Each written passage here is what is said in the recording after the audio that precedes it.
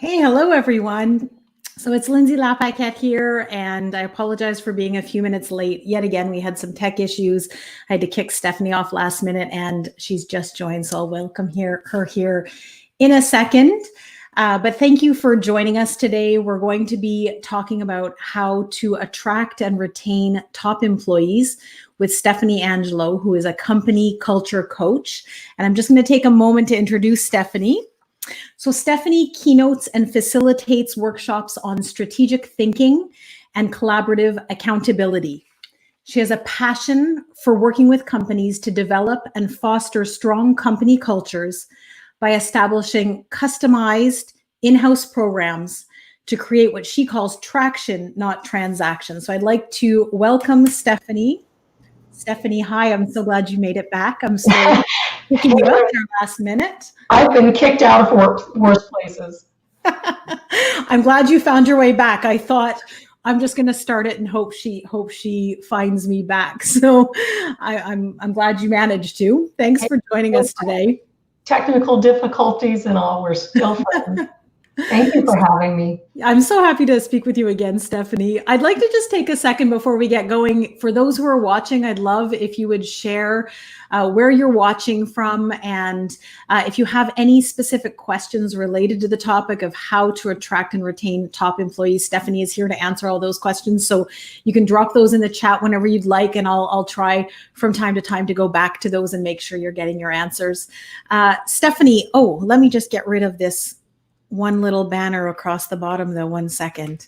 All right, so let's get going. Stephanie, my first question for you really is, what are you seeing in terms of trends recently since COVID has hit in terms of how people are needing to adapt to the situation to be able to keep their employees engaged so they want to keep working for them?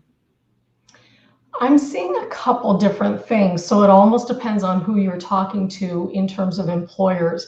It seems like a good portion of them are adapting really well. They're finding ways to keep their employees engaged and stay in touch with them, and we can talk about that a little bit more as we progress. But I'm also seeing a side where people are still sort of in this mode of trying to put out the fires, and they just can't seem to settle into it. And that's kind of unfortunate, because there's a general agreement that even when COVID goes away, if and when it ever really does, we're not going to go back to the way we were in February. And so we have to adapt and settle into it and find a new normal, which is a term that does get thrown around there a lot. But that's the only way we're going to successfully attract and retain employees. Because one of the things that I'm hearing a lot, Lindsay, is that when the dust settles a little bit, especially in my state of Arizona, where things have hiked up again in the last couple of weeks, when the dust settles a little bit, there's probably going to be a mass exodus of employees, because they're going to remember the way that they were treated during the crisis of it all.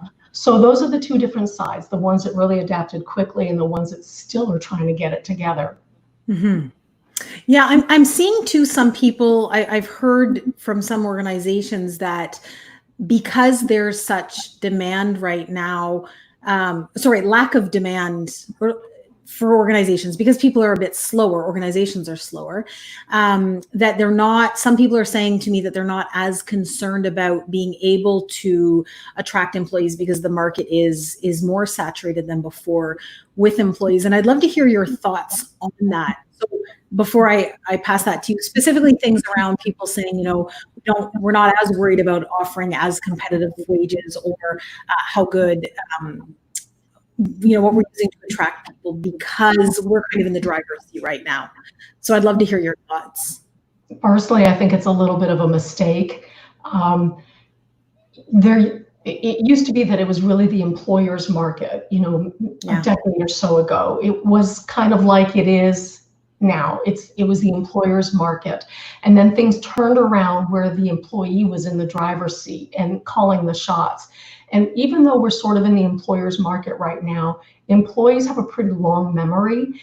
And so I think it's a mistake. And I think employers are setting themselves up for future problems, because employees are not only your entire livelihood. That's what keeps the organization thriving and going.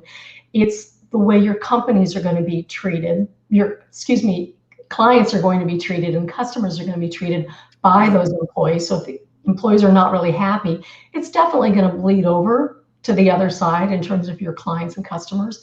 And people talk. I mean, your employees are your best word of mouth, and you treat them well, and they're your advertisers. They will advertise to other people that are looking for work to, hey, come where I work. I love it there, and you'll be happy too.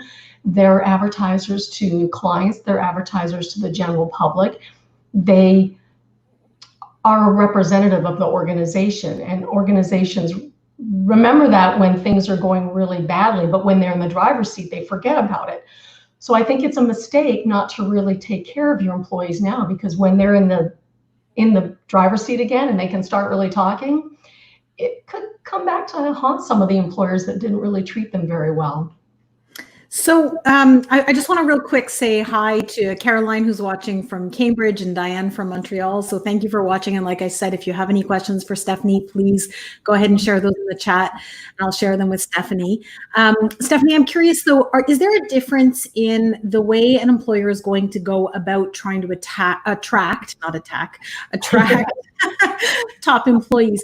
Is the way they're going to go about it in a time like now where there's more availability of people looking for jobs? Are they going to go about it differently than in a period when the market is much more competitive, or not? I'd just love to hear your thoughts. I think they're going to do it the same way. It's pretty much all digital, right? They're doing, job posting sites like Indeed and Glassdoor and all of those. They certainly don't have to go to networking events and job fairs. Right. At least not in the short term. In the immediate future, those aren't happening, because just a few months ago, I was talking to a lot of employers. I had done some interviews and surveys with articles that I was writing, and a lot of them were talking about setting up job fairs on their own sites, going to job fairs, things like that. So obviously that's not happening unless they are virtual ones. So that's probably the only thing that's really different that can leave out, depending on your company and the demographics you're around, it can leave out certain demographics that don't really have access to things online. And right now, it's even hard to go to a library and use computers there. So there are some people that we don't want to forget exist out there that are looking for work, and they're going to departments of economic security and places like that trying to get some help. So other than that, I don't really see a lot of changes in the way they're going about it. And they are in the driver's seat right now. Right. That's a good point you're making. It's right now and it's not forever. And I think it's really interesting what you shared. It's not something I'd reflected on, about how in this shift in market, it does put certain people at a disadvantage in terms of being able to get in contact and look for jobs in the same way. And I think it's important for employers to keep that in mind as they're searching. Now, you had spoken earlier about the impact of not treating employees well. I think those were your words, something along those lines. So what does that mean? What do employees overall need to be happy? And I know that obviously varies person to person, but if you could give us the top few things that you think employers need to think about in terms of being able to set up an environment where they're going to be able to attract and keep top talent. It used to be that employers were thinking, hey, if we pay them well and we have great benefits like healthcare and stuff, that's all we need to do, and shake their hand, and every 2 weeks they get a check and all is good. That's not the way it is anymore. So employees are looking for not just the pay and the benefits, which are really important and will always be important, but they're looking for other ways in which they can feel good inside. They need to feel good about what they're able to contribute to the organization. They need to feel like if they have suggestions in like that all famous suggestion box and stuff, that even if the company can't utilize the suggestion, they at least follow up with the employee. They look for things like tuition reimbursement or other avenues to get educated. In fact, I do a whole seminar on creating cultures of learning, and not all of that has to be at a cost. But they look for opportunities like that. They want to feel heard. They want to feel like they're contributing. that what they think and can offer to the organization is of value. And it sounds kind of, you know, I don't know, trite to say they want to feel like they're part of a family, but in essence, that really is what it is. They want to have that good feeling about, these are the people I'm spending the majority of my time with, so I sure want to be happy when I'm here. Nobody wants to drive to work and or log into the computer and dread it, right? So they want to feel good about what they're doing. Yeah, there seems to have been a shift, I find, at least over the generations, where, you know, when I look at my parents' generation, and of course I'm just speaking from my own experience, but they were generally happy to have work, to have ongoing work, and to be able to, you know, make ends meet and feed their family. And so that purpose or meaning behind the work, although I think at least one of my parents enjoyed what they did, wasn't necessarily the major driving force. And in fact, when I was going off to school myself, my dad was dead set on me becoming a hospital administrator for some reason. I have no idea why. I think he saw job security and good pay. And I think that was where he was pushing me. And in my heart of hearts, I knew I didn't want to be a hospital administrator. And it was one of our big moments of me really pushing back, because I had always, or had never really pushed back a ton on some things with him. But I knew I needed to get into something where there was meaning for me. And, you know, his concern was pay. And I, you know, kept saying, I don't care about the money. I just want to love what I do. And as you say, pay is important, but I think there has been a shift over the generations, that sense of meaning and purpose and connection to why the work is important has become a lot more important. So do you see generational challenges in that regard, where, for instance, an employer, what they think their employees need or value maybe doesn't align with what their team members actually want?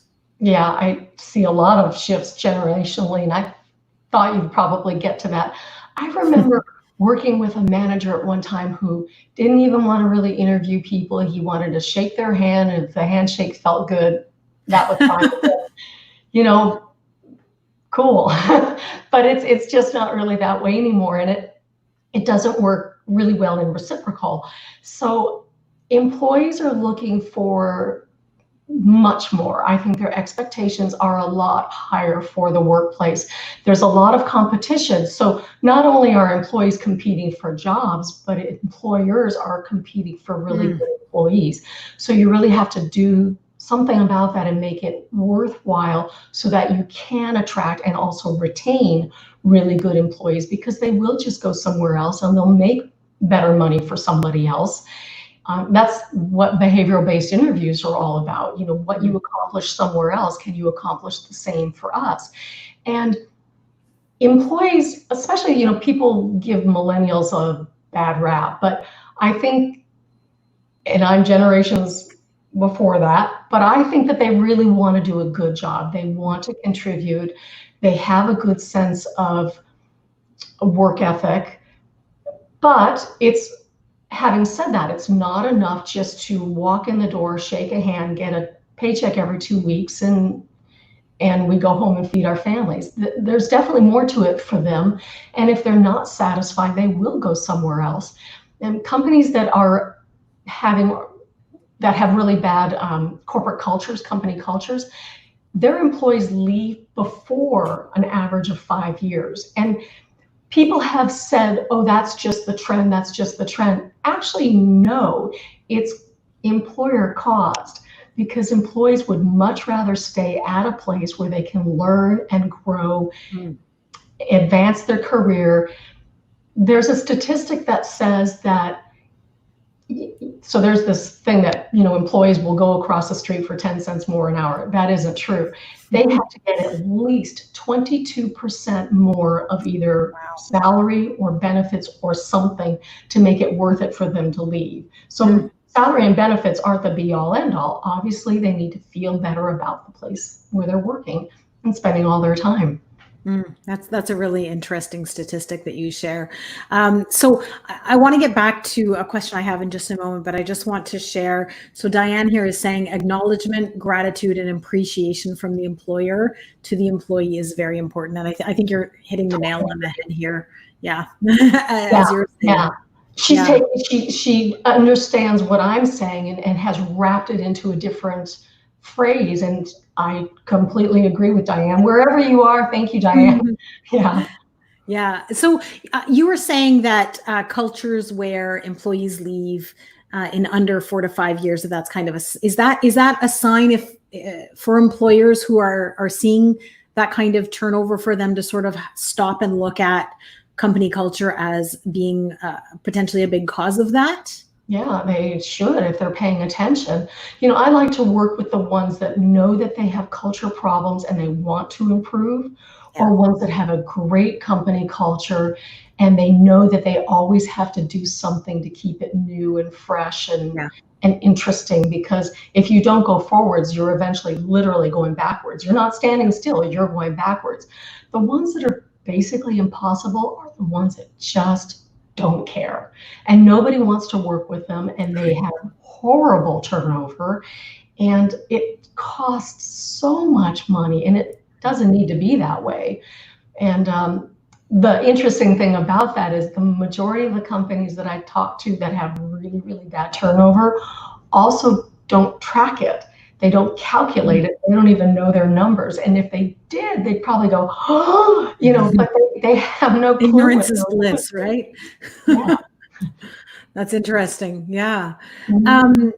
So when you were saying about the companies that have a good culture and want to keep working on it, so the idea here is that company culture is not static and that it needs to be constantly nurtured and given focus to continue to I guess be aligned, and which makes sense to me because times change and priorities change, and much like I said, from my dad's generation to mine, what we wanted in life, things shift. So how do leaders and business owners, how do they know how to stay up to date on what their employees need to be happy with that shifting? I know it's not an overnight shift, but just generally speaking.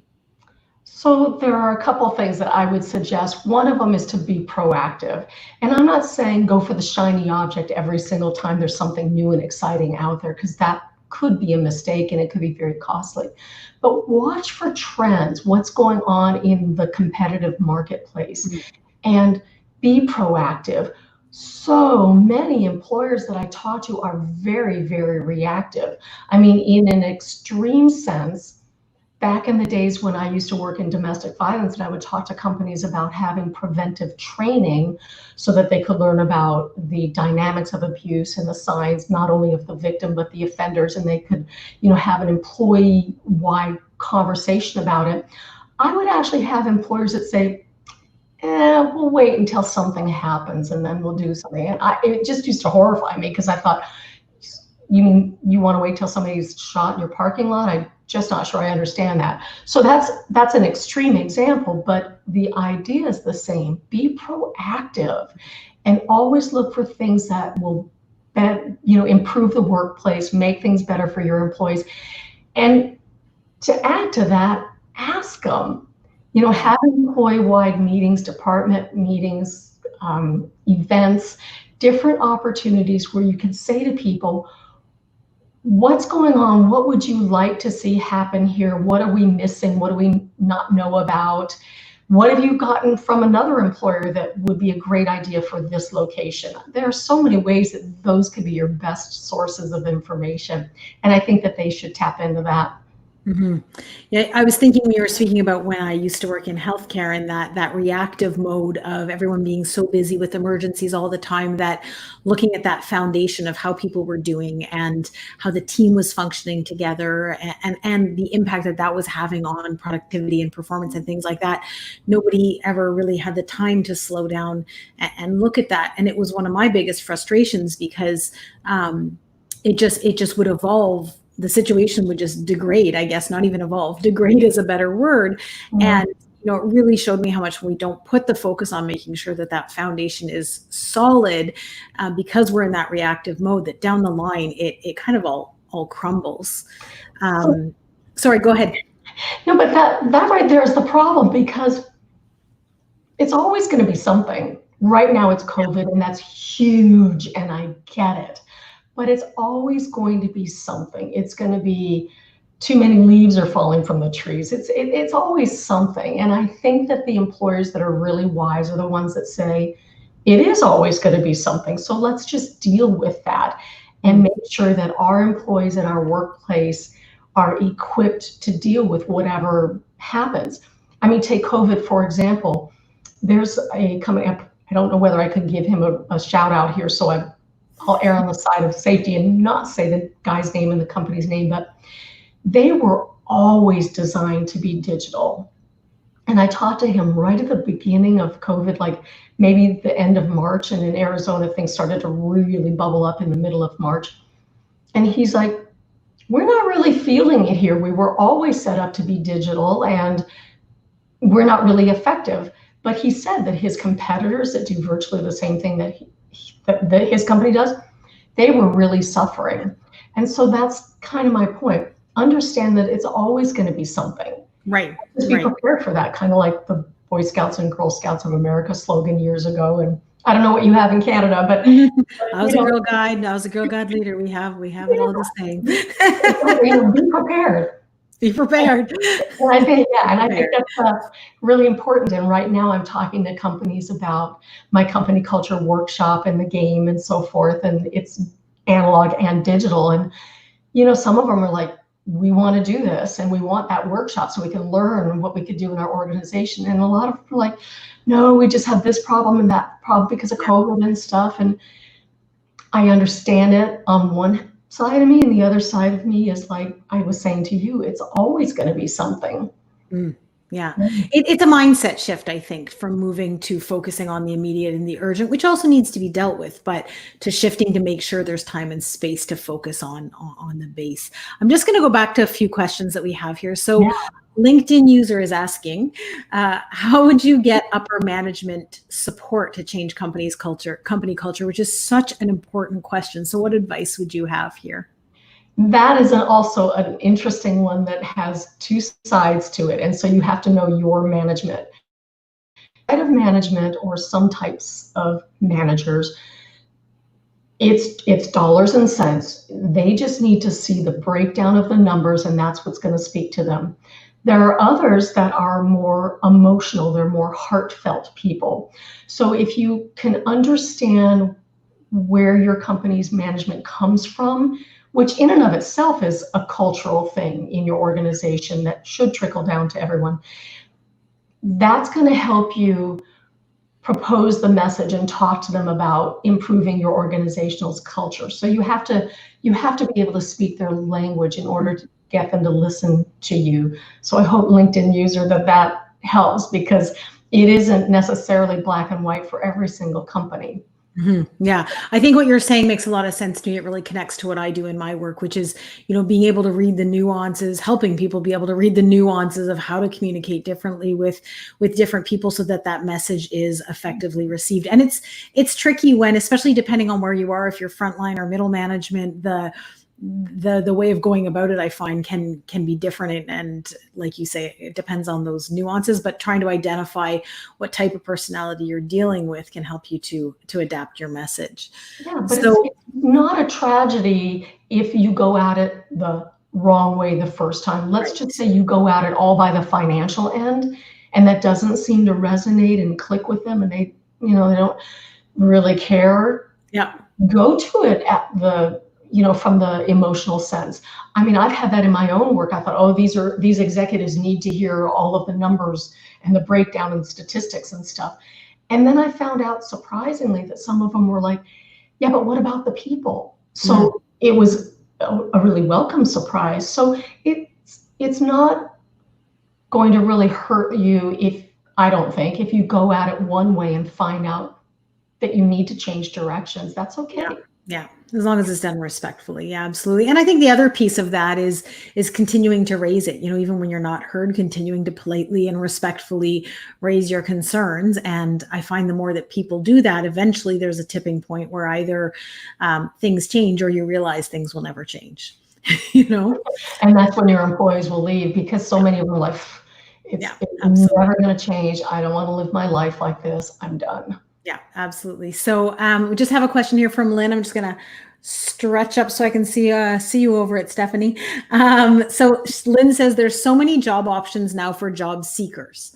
Employers need to really work on their workplace culture in order to retain their staff, otherwise they'll leave. Gone are the days that employees stay at their jobs for 20 plus years. So no question there, but absolutely, I think that shift it means that employers need to be much more flexible and adaptive in what they're offering and how they are creating that company culture. And that is a big shift, isn't it, for companies who haven't had to do that for so many years. Yeah, and I agree with Lynn. I do on that. I also believe that if an employee can learn and grow and work their way up in an organization, they don't necessarily have reason to leave. Yeah. So it can depend on what we offer them. Are we giving them opportunities to get job-related training, career-related training, professional training, so that they can learn and grow? Because some employees would like to just hunker down and really give back to the organization. Not everybody has wanderlust necessarily to go from place to place to place.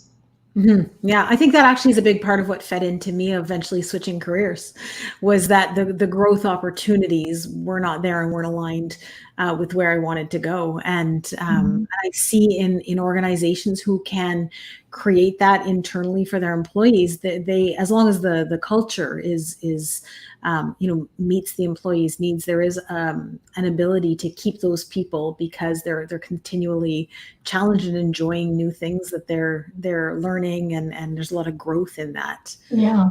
I have a technical company that's a client, and they're not really big. And one of the things that has bubbled up to the surface from their employees' comments are that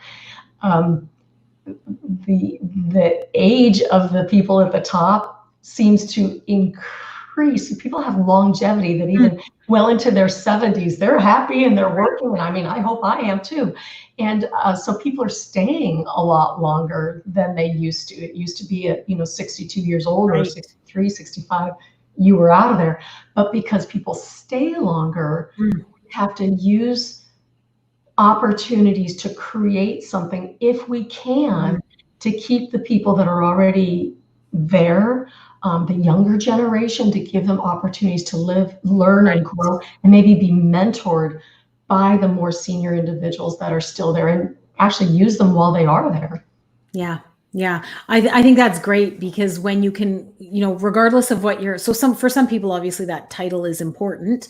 But outside of that, if you can be mentored by somebody, there's always somebody senior to you in the organization if you're not the CEO, so it's a great way to have people, I think, be really invested, because when you have somebody who's checking in with you regularly about what you want to learn, it also makes sure that the opportunities, I think, that you get to engage in within the organization fit with what you like, and those that you like less. Of course, sometimes we still have to do those things, but those decisions can be made, I guess, consciously, rather than just sort of because that person was there and they needed someone. So I think those are all really important things.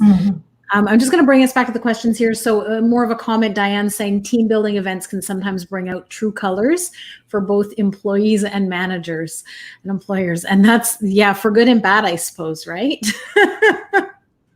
Absolutely.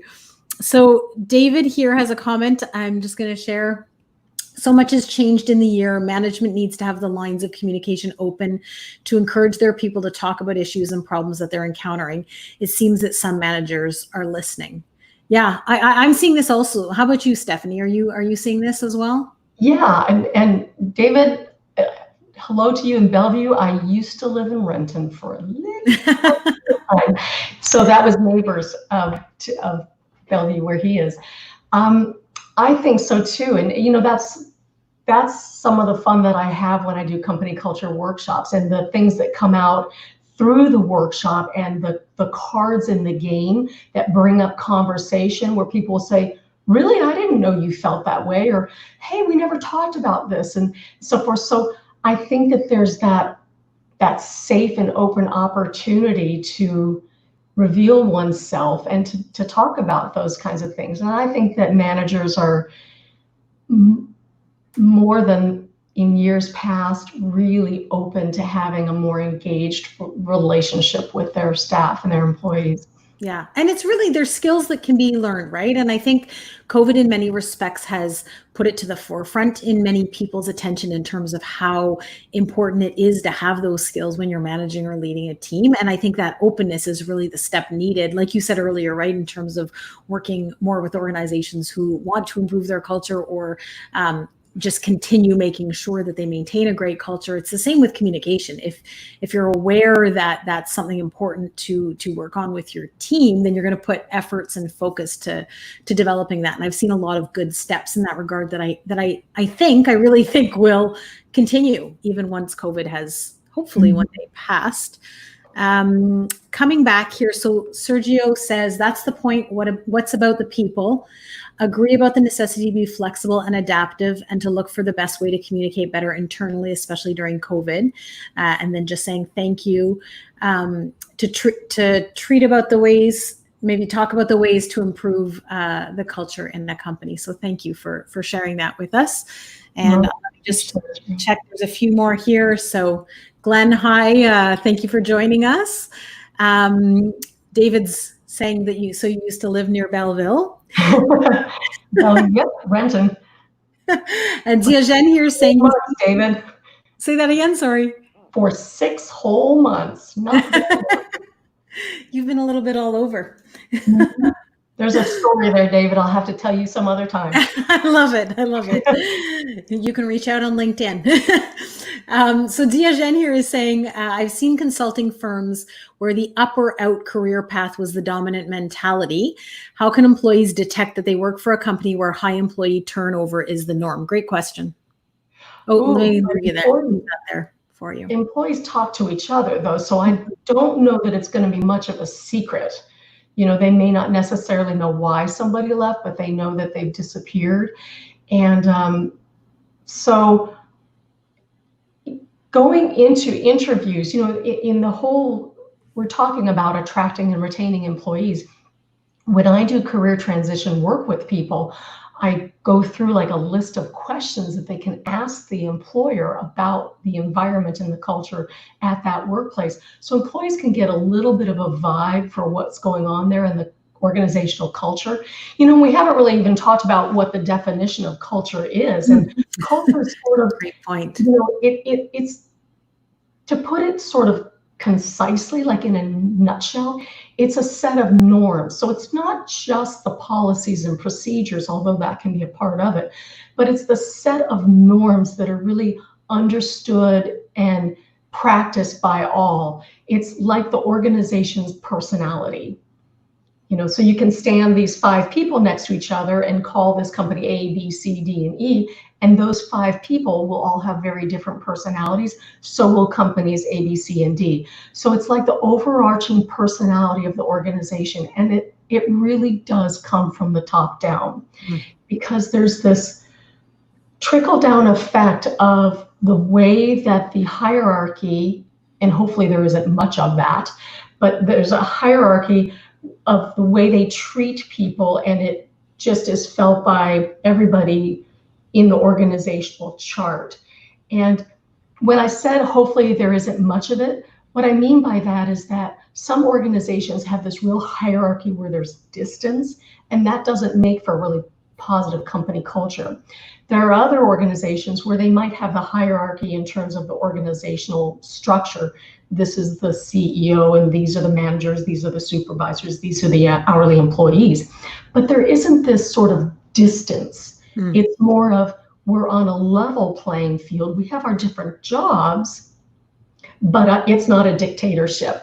And that's the kind of organization that I'm sure most people are going to want to work for, is one where it's more of a linear, horizontal kind of environment. Yeah. And so organizational culture can be things like not only the pay and the benefits, policies and procedures, but our inclusivity, how we treat people of all demographics. It could be, do we have games and fun events? It could be so many things that get wrapped into the culture. Yeah. And I think, so going back to Diogene's question there about when the career path is up or out, I think that in of itself, the fact that there's one path and you follow this path, or you're not a member of the team, you're not, we don't need you anymore.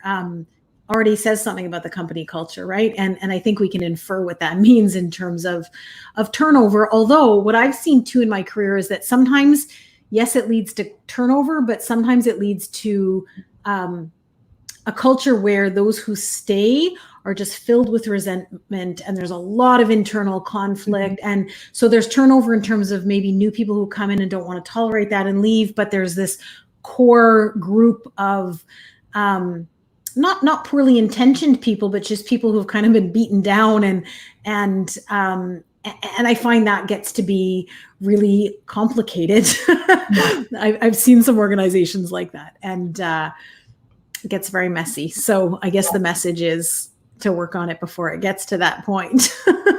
I think many of us have probably experienced a company culture that was toxic. I know I sure have. Yeah, as have I.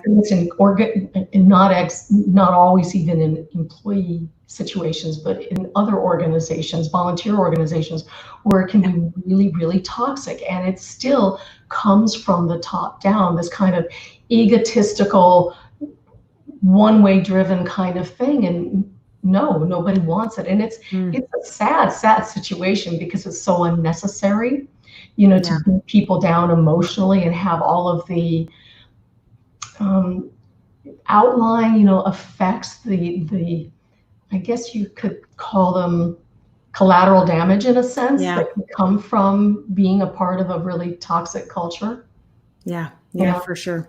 And I've seen it too sometimes so it may not be senior leadership necessarily. I mean, I agree with you that generally it there's an influence from the top, but I have seen times where it's more that the middle managers maybe don't have the skills. So it's not necessarily the narcissistic, you do as I say type thing, but they maybe don't know how to manage there's maybe one or two difficult team members that they don't know how to manage.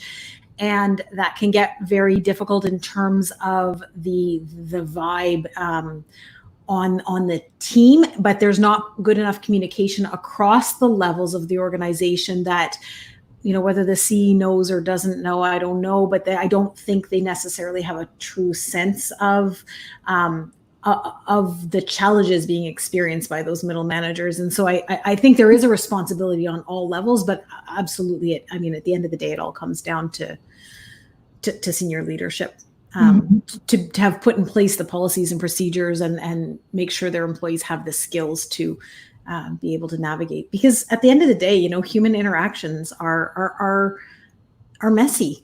There's always, I do this for work, as do you, and it doesn't mean that I can interact with every single person in the world super smoothly. I can a lot better than I could 20 years ago, but I still come across personalities that make me want to pull my hair out, and I have to go back into my professional hat, step out of my, I'm a human being hat, and what would I tell a client? I think that a lot of managers or CEOs, the people that are at the top, have to encourage the break from groupthink. And groupthink is where everybody's in agreement, even though they don't actually agree, but they're agreeing because it's the safer way to go. And they're afraid of the consequences and fallout of saying, hey, I don't agree with that, and here's what I think, or here's what I suggest that we do, or here's what we did at my other organization, or this isn't right because ethically it's not what we want to do and not what we should do, things like that. And when you have organizations that really encompass groupthink, and where they're almost encouraging or expecting it, it just comes back to haunt them eventually. I think karma comes back to these organizations. So when we discourage its use and we say, hey, we want to hear from you, not only do we want to hear from you, but we are willing to utilize your suggestions and to really give them some thought, some interaction, some conversation around it, that's just going to open up so many more things for your organization, be so much more productive and proactive for everybody. Yeah, no, I think you're hitting on a lot of the key things in terms of being able to keep people engaged and wanting to continue working for you long term, which is a big cost savings, obviously, as you've pointed out. We're just getting close to the end of the hour, well, the 45 minutes here, and I just wanted to give you a chance. You've referenced a couple of times your company culture board game. I'd just love for you to share a little bit this neat innovation that you've created. Yeah, I'm really excited about it. Thank you so much. I have invented 2 games. And so the company culture board game that I think people can see behind me is a game that I invented in the late fall of last year and the early winter of this year as a tool for a workshop that I do with organizations specifically on company culture.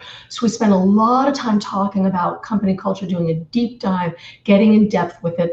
And then we play this game. And then after the game, we actually create initiatives that are specific for the organization. So it's so much fun.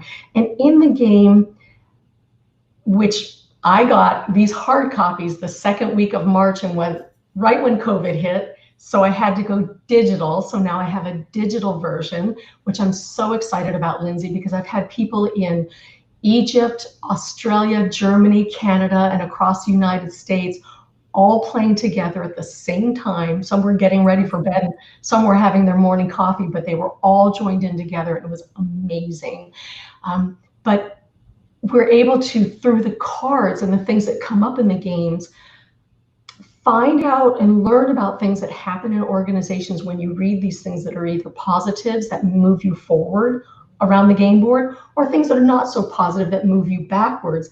And it just elicits conversation, and people are encouraged to talk about what comes up on these cards as they're playing.